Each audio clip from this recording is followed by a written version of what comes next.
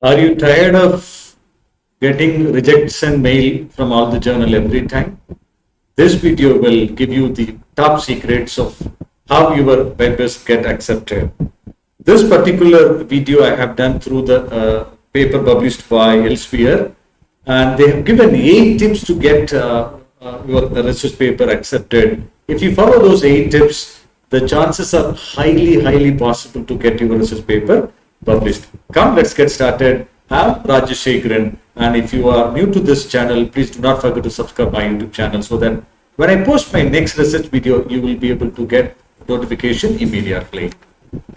And the first thing, you have to understand what journal generally accepts. So before you know about this tip, please always read the journal requirement in a journal homepage, understand the journal basic requirement, then then go with this general tip. So tip number 1, first thing they'll check whether your research paper provides insight on important issue. That is, whether it addresses the problem which is already there in the society, whether your research provides any solution for that thing.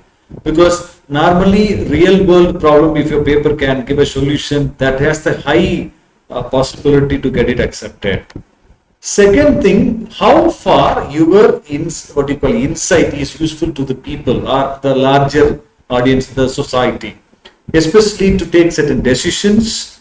And it can be long term or short term, it can be with one field or the entire family or individual or anything. See, in general, how useful your research outcome for some people to take decision. Third thing, whether your insight you have used to develop a framework or a theory, whether you have applied a theory or you have created a new theory. See, there are two things. If you have applied a theory, have you given a new perspective to that already taken theory? If you are developing a new theory, means how you have developed. In case you have developed a new theory, it has a great value that your paper chances are there high to get accepted. And whether your research really stimulates a lot other questions also. The people are really inquisitive, because you should throw a lot of critical understanding so that people get more questions, because the research is not only giving the solution, sometimes it should probe, it should stimulate more questions also. They'll check whether you have stimulated more questions also. The fifth one, they'll check whether the methods you have used to explore the issues are appropriate. Because a lot of people, they'll take certain thing, but they'll not use the method properly. Then when you don't use proper research method, the finding cannot be accepted, the finding will not be appropriate. That's what, especially data collection and analysis of data. Data collection, have you collected sufficient number of data? In analysis, have you employed all the required statistical tool to get the inferences? Without statistical analysis, you cannot infer anything properly. So these two things are have you handled it properly, they'll check.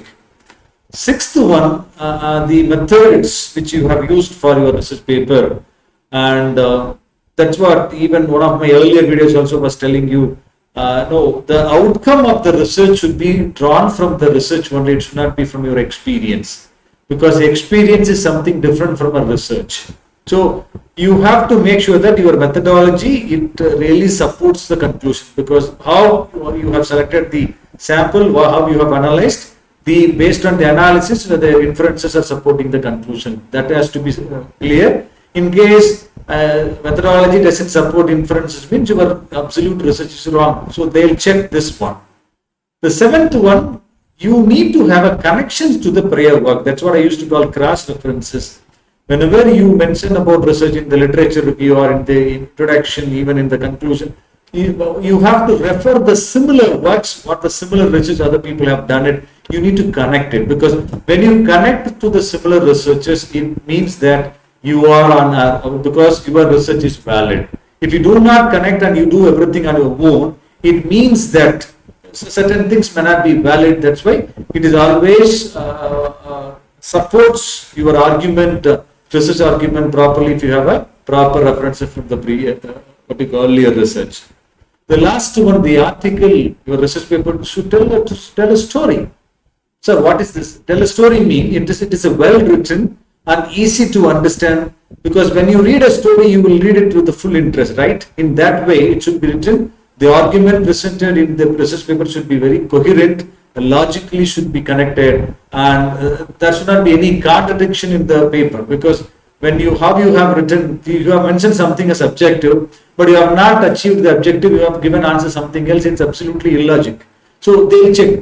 So only these 8 things, if you have in your paper, you make it as a checklist, 100% your paper will be published in a top quality, high impact factor journal. I guess this video will be really useful to you. If it is useful, please share to your friends, and I'll catch you in the next video. I have taken this particular content from this paper. This is what the source I have given. They have published 8 reasons I accepted your article from that source one I have taken. In case you want, you can go and check it up. Okay, I'll catch you in the next video. Bye-bye.